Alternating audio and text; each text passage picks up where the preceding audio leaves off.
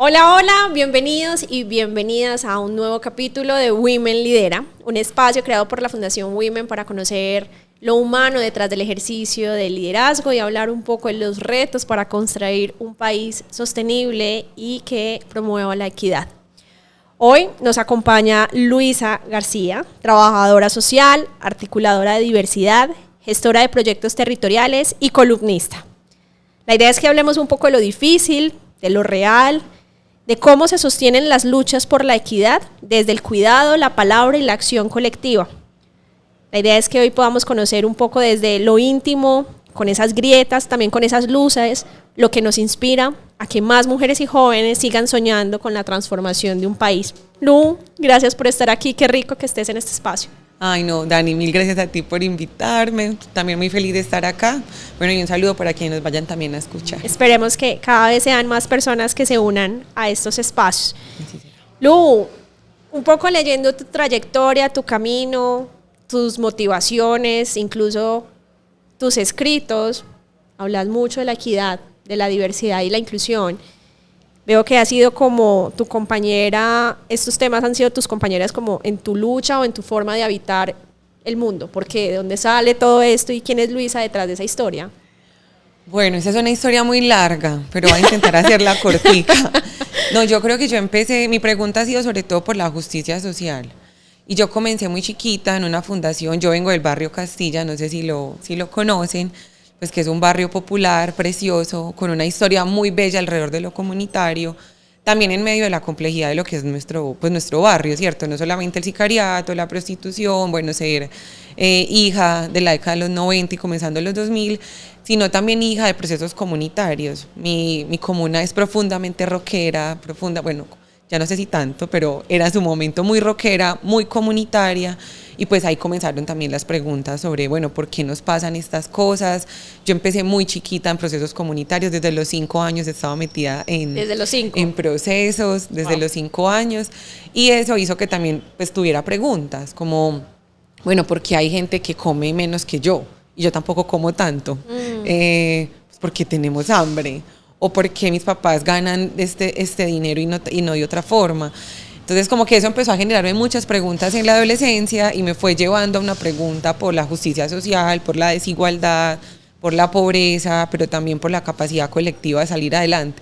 Entonces, pues no podría hablar de esos temas porque sin mi historia, porque viene de ahí, precisamente, eso fue lo que vi, que la solidaridad es la única forma para caminar esta existencia. Me encanta. Y en mi caso, en Women apostamos también a la equidad, justamente lo mismo. Creo que dijiste algo que me parece importante y es muy difícil ejercer liderazgo o hacer una lucha social sin una historia que te atraviese a vos, que te motive a trabajar por esas brechas. Entonces, pues como que apenas me doy cuenta, claro, es que hay una historia, todos tenemos una historia que nos moviliza y nos lleva a eso.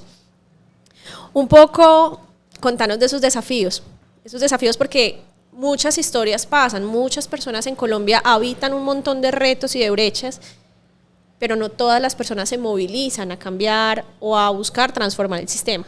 ¿Qué te llevó a vos a hacer ese cambio de simplemente preguntarme a algo más desde el actuar y desde todo lo que haces y has hecho en términos de diversidad, equidad e inclusión?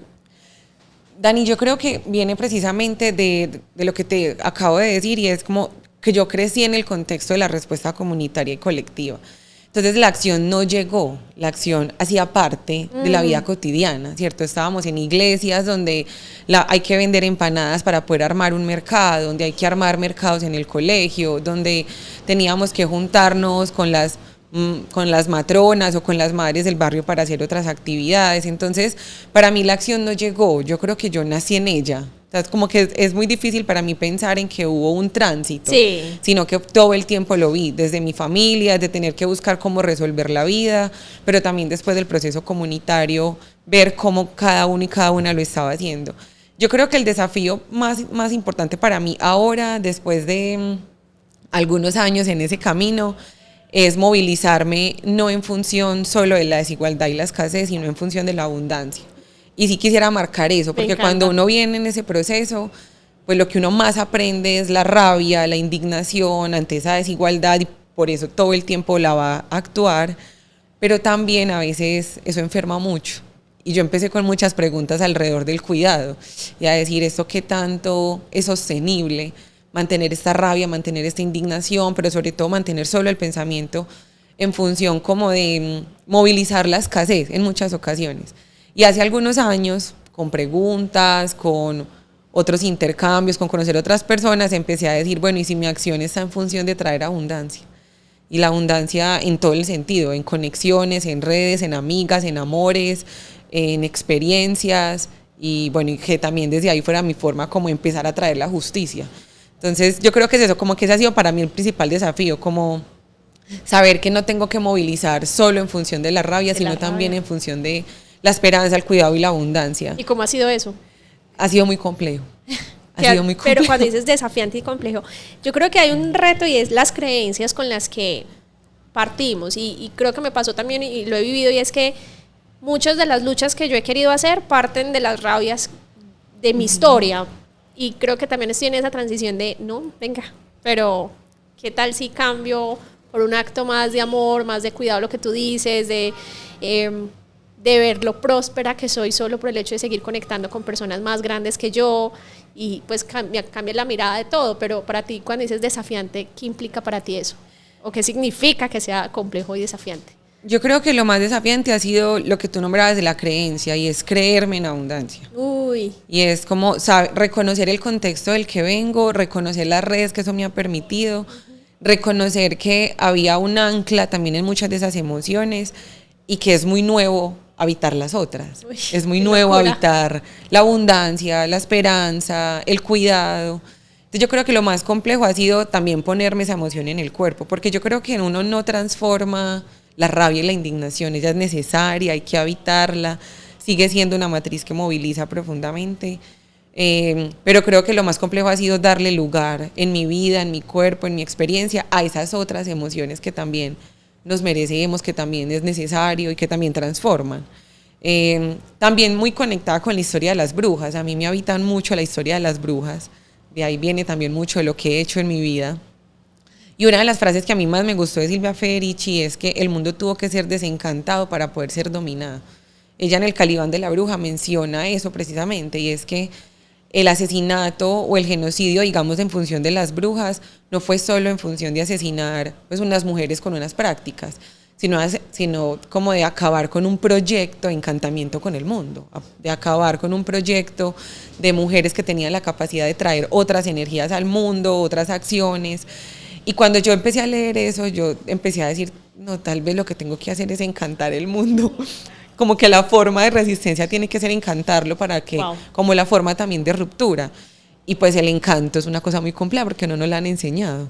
Y está en la belleza cotidiana. Y me haces pensar que los retos de país es que hemos sido un país donde con una memoria histórica donde la rabia, el dolor, la tristeza son las emociones que más nos han habitado. Y llegar con eso que tú dices, encantar, es decirle a la gente, venga, que hay otra cosa que nunca han habitado. ¿Y cómo vas con eso, básicamente? Habitándolo. Yo creo que ahí está la apuesta política hoy, precisamente porque hablar de cuidadanía, porque hablar del cuidado, porque hablar de otras formas también incluso de estar, viene de también mi apuesta íntima por encantar mi mundo. Y desde ahí también buscar encantar los otros escenarios, y el encanto es el ejercicio de lo político, porque también nos han dicho muchas cosas alrededor de qué tendría que ser lo encantador, lo bello. Bueno, ahí también hay mucho de lo hegemónico en esa mirada. Y también yo creo que para mí el acto más revolucionario ha sido construir mi propio encanto, como qué significa eso de encantar mi mundo y poder también desde ahí construir otros encantos. Entonces, sí, creo que ese ha sido el principal desafío, pero un poco por ahí también decidí que fuera mi camino. Me encanta. Todas decidimos qué caminos tener y yo empecé a decidir ese es el que quiero habitar, mirar cómo se puede encantar el mundo y enlazarlo, como un poco también en ese legado de las brujas precisamente. Y me ha parecido hermoso porque te leo en varias columnas que ya entraremos un poco a entender por qué la escritura. Y es eso, y vas mostrando un poco ese lado de venir, cómo construimos una sociedad desde otras formas de actuar, de posturas que ni siquiera nos habían como enseñado, y me parece como súper lindo eso que mencionas. Lu, ¿por qué escribes? ¿Por qué llegaste eso también como un acto incluso para mí de resistencia y un acto político, tus palabras? Y no sé, ¿qué ganas también con ello? ¿Te leen? ¿No te leen? ¿Qué implica que alguien te lea? Pues yo escribo como para inmortalizar mi voz. Oh, qué lindo. A mí me gusta mucho, es que la historia de las brujas definitivamente me atraviesa un montón. Me encanta. Y yo creo que las brujas no las dejamos escribir tanto, no nos quedó tanta memoria. Y pues yo empecé a escribir muy chiquita también, como en una forma de organizar el pensamiento, organizar las emociones, también de venir en un contexto muy complejo donde uno no necesariamente puede tramitar todo lo que está sintiendo. La escritura fue el lugar y ha sido como el refugio para poner mis palabras, mis visiones, mi catarsis. Y desde ahí también una obsesión como por poder plasmar. Y a mí me gusta mucho escribir, y escribo más en lo íntimo que lo que publico, la verdad. Ay, mira. Porque a mí me ha costado mucho también ponerlo en la escena de lo público. Creo que también viene de pensar como, pero a alguien sí le importará lo que uno está pensando. Pues no hay nada más sobrevalorado que la opinión, como dice Alcolíricos. Sí. Entonces soy como, ¿será? Pero cuando me han llegado algunas invitaciones a poner como mis escritos de manera pública, desde la opinión y de todo esto, y pues también lo que he hecho ahí es como, bueno, como un ejercicio de dharma, como estoy entregando lo que creo, como un regalo para mí, para el mundo. Y bueno, pues como que lo hago desde ahí, como sin la expectativa de si me leen o no. Yo no cargo tanto con la necesidad de que tenga que tener seguidores, gente que no, como que yo lo hago como un ejercicio de entrega al universo, como esto es lo que estoy pensando. Y también cuidando mucho lo que quiero decir, precisamente para poder dar el mensaje que quisiera también plantear. Me ha costado mucho no escribir permanentemente, porque creo que lo curo a veces demasiado. Pero creo que es eso, que como que escribo para inmortalizar mi voz.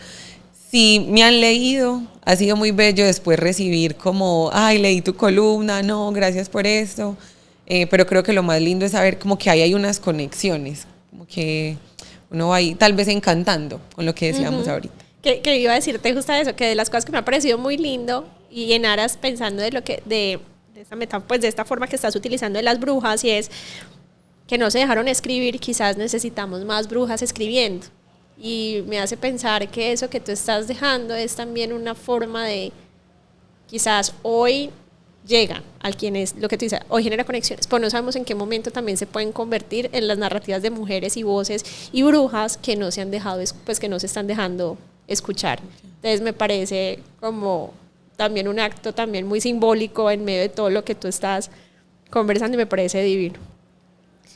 Lu, ¿qué es lo humano detrás del ejercicio de liderazgo? Hace poco creo que coincidimos con que atravesamos juntas un proceso en dos momentos distintos que pone unas discusiones muy profundas del sistema, de nuestro rol, de nuestro aprendizaje, incluso de nuestro mismo proceso en el ejercicio de liderazgo.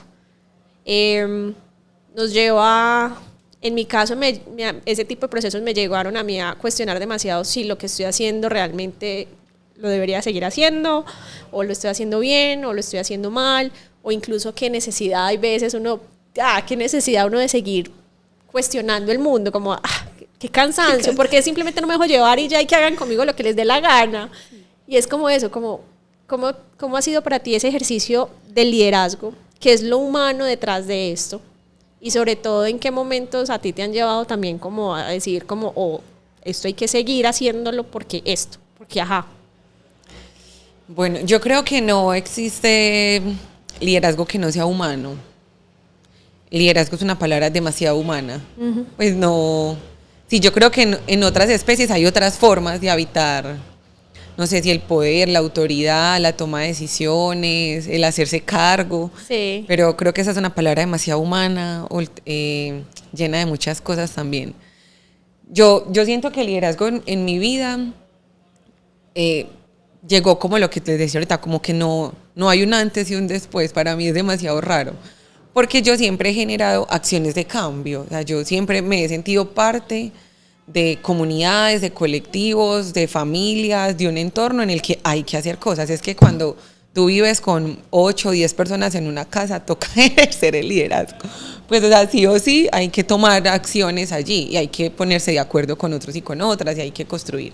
Entonces yo creo que para mí el liderazgo ha estado marcado por permitirme ser. Yo creo que eso sí es muy cliché, pero yo sí creo que el liderazgo parte por hacerse cargo de la propia vida, y por eso marcaba ahorita como mi camino, he decidido que mi camino sea este, como ese primer ejercicio de liderazgo. Y creo que cuando ya se puso en lo colectivo, pues también empezó en la adolescencia, ya cuando empecé a generar talleres, acciones como mucho en mi barrio y en algunas fundaciones en las que empecé a participar, con una pregunta muy fundamental por cómo hacer para potenciar mis habilidades y las de los otros. Y por entender el liderazgo como una posibilidad de construir entornos para que los otros florezcan, no para que yo florezca. Y he intentado como caminar un poco eso, ¿cierto? Como intentar construir que sea un entorno para. No siempre ha funcionado porque pues esto siempre tiene muchos de los errores de la humanidad. Como por ejemplo, ¿qué momentos vos decís, no, definitivamente aquí no fue? Mira, yo tuve un proceso que se llamó el Castillo de Brujas, que fue como de los primeros colectivos que construimos en el barrio. Y fue un proceso muy bello, con él ganamos mujeres jóvenes talento, o sea, pues sentíamos como que el mundo lo íbamos a cambiar por cuenta del Castillo de Brujas. Y lo que nos pasó en ese proceso fue que no logramos encontrar caminos de liderazgo que se juntaran.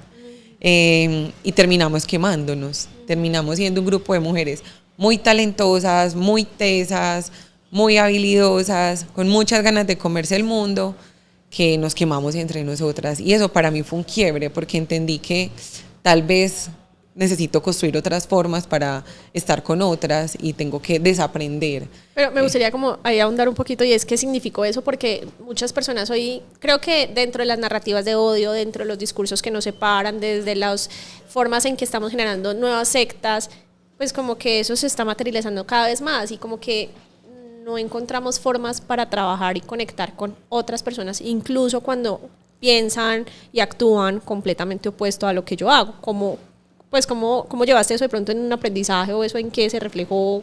Pues eso fue un proceso profundamente doloroso de hacer duelo, seguramente. De hacer duelo, de una tusa, de costar amistades, costar identidades, ¿cierto?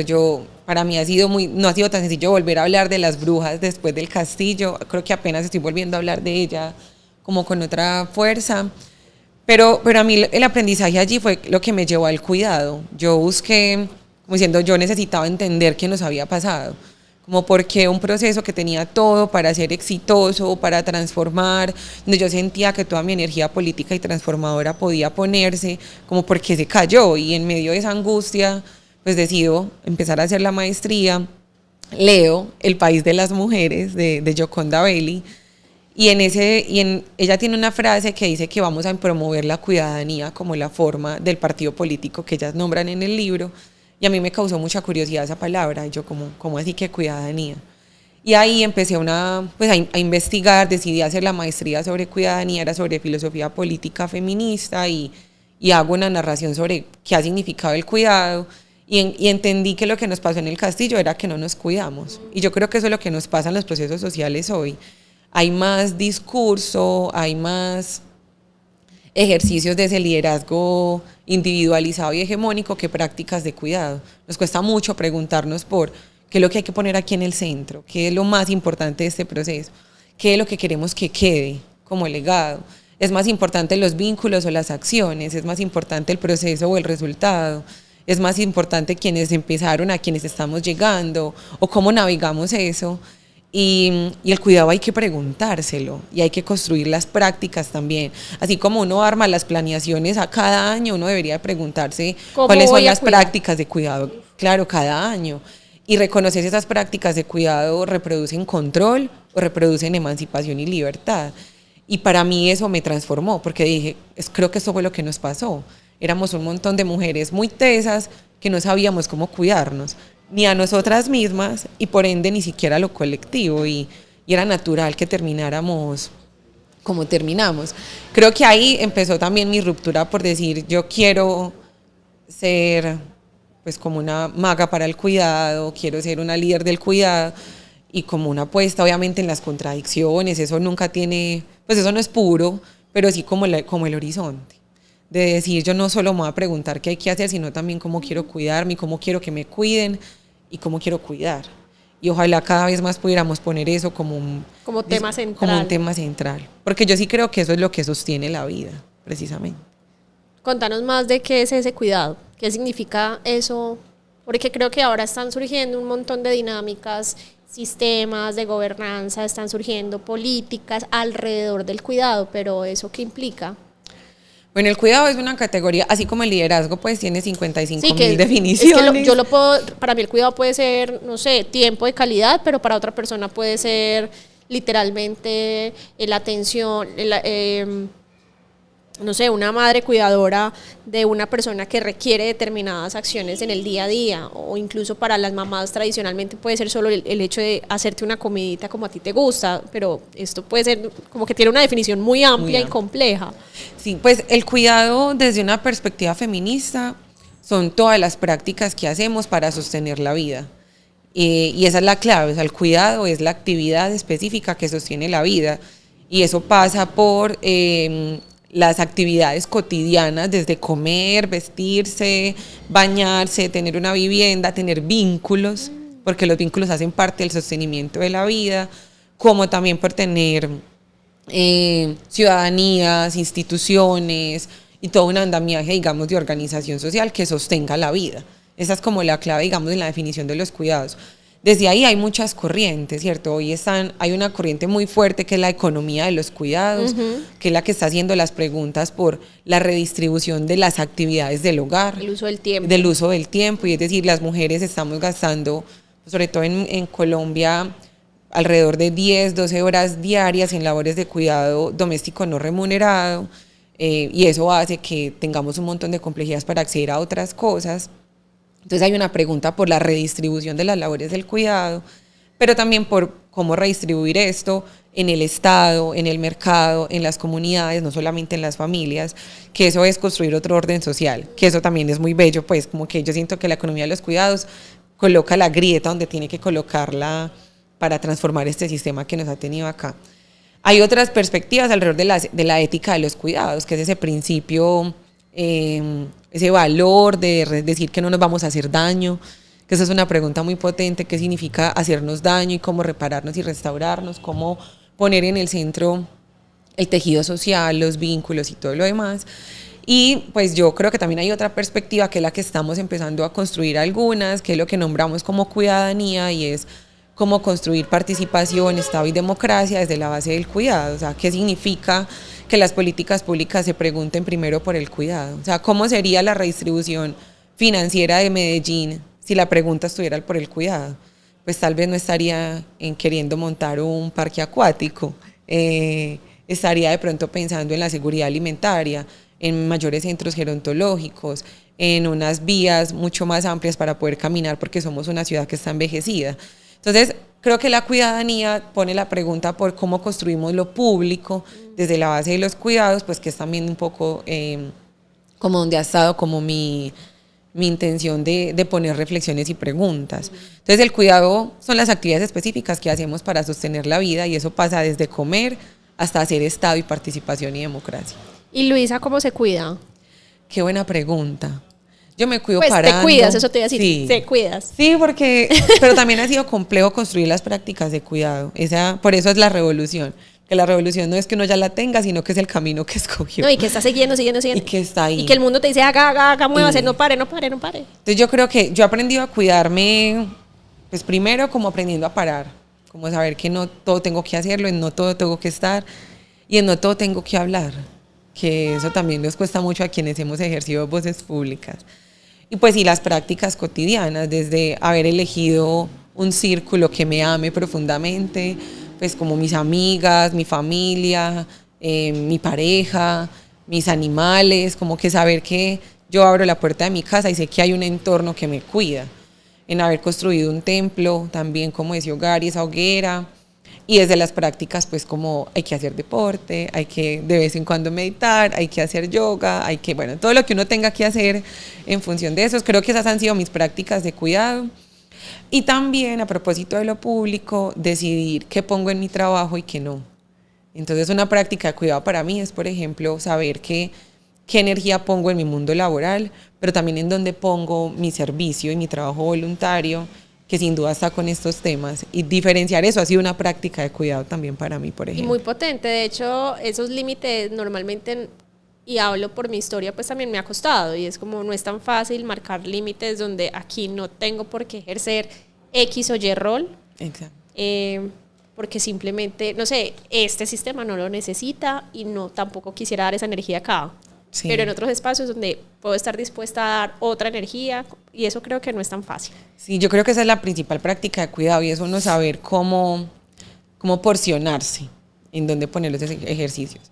Y bueno, yo creo que bailar e ir al mar siempre serán unas prácticas de cuidado muy importantes. Me encanta eso. Justo estábamos hablando en un podcast con alguien que nos hablaba también como desde el baile puede uno generar un lenguaje y una conversación con otros y otras, o incluso con mí misma, pues, y entenderme y sentir que es como algo que se nos está olvidando, y más en un sistema en que nos dicen que somos solo desde la palabra, desde las acciones, pero no desde lo que sentimos, y creo que el baile nos permite navegar eso. Sí. Encontrar ritmos. Sí.